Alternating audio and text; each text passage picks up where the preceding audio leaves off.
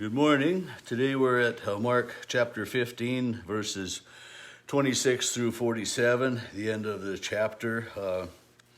And we find Jesus is on the cross as we begin today. That yesterday's last verse was that it was 9 o'clock in the morning when they crucified him.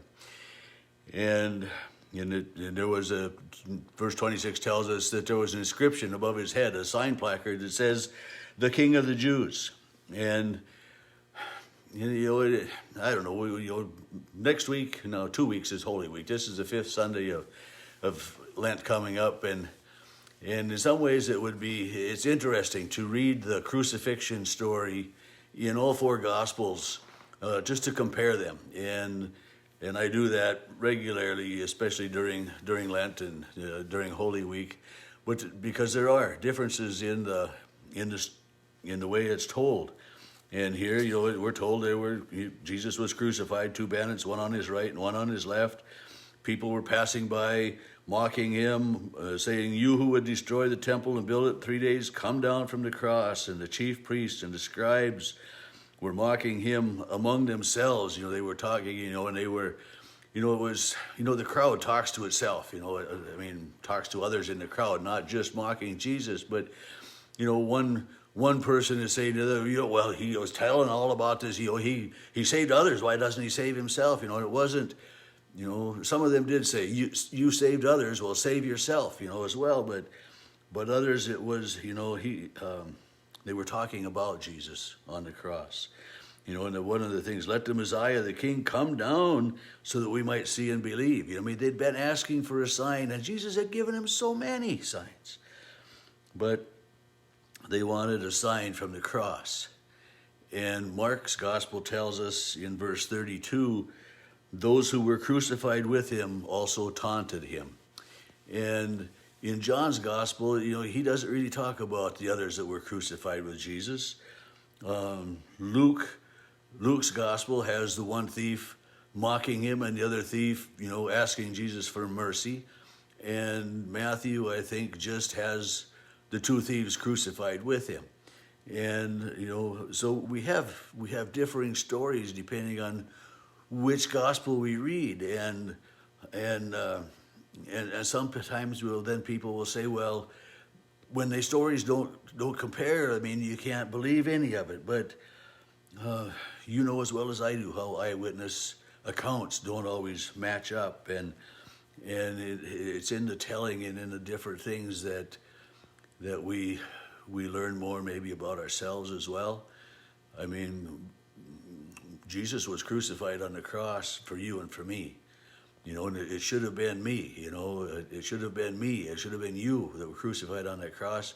In reality, we were crucified with Jesus because it was in Jesus' death on the cross that we died to sins, and that's a blessing for us. And so to think about these two thieves, one on either side of him, Jesus surrounded himself with people who were sinners, people who needed help all of his life. And so for him to die on the cross with a sinner, a thief, a criminal, someone, deserving death, just in a way, it reminds me of that I deserve death as well. Jesus didn't. And, if we read Luke's gospel, then we hear the one across saying, "Truly, this man is innocent." We are deserving, but he is not deserving of his death. And the reality is that Jesus didn't deserve that death on the cross. And so we have these differing reports, or differing stories that way. One thing that they do agree on is that the darkness comes over the earth.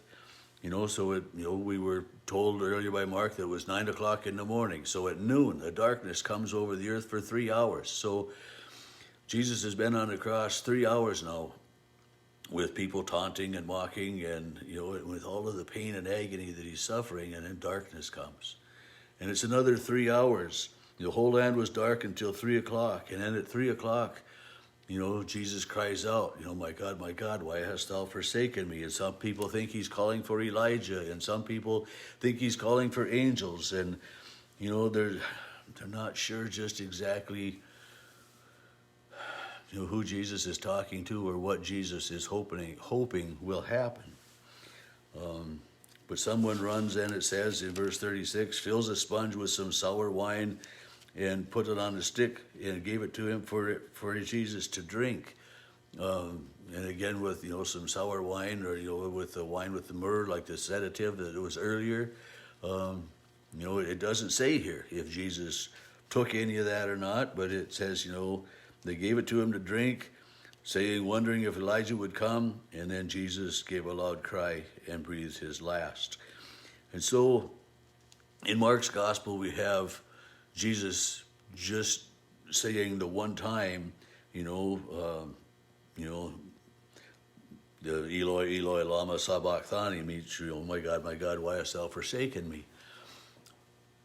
And so it's in the other Gospels that we get the 7 last words of Jesus from the cross. And I, when I was a lot younger, I thought the 7 last words were individual words, just, not sentences. But as we read through the Gospels, through this story, through the telling of Jesus on the cross, we find that there are 7 different things that he says, as we compare them. But they all agree that Jesus died on the cross.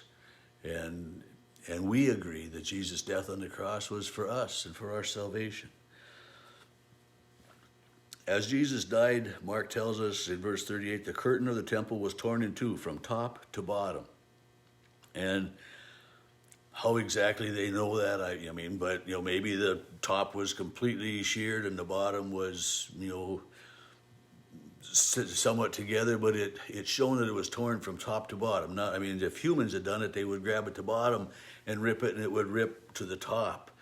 But if it's torn from the top to the bottom, that's symbolic of God saying, we no longer need this curtain in the temple. We no longer need the high priest to go behind the curtain of the temple once a year for this, because the high priest, Jesus himself, has died, and now God is available. There is no more curtain between God, because Jesus was right here. Jesus was right here. So we no longer need that separation that the Jewish faith had, that God had ordered for them, that God had, as God had told them how to build the temple and how to do all of this, it was the curtain of the temple was there, and the high priest went once a year for the sacrifice.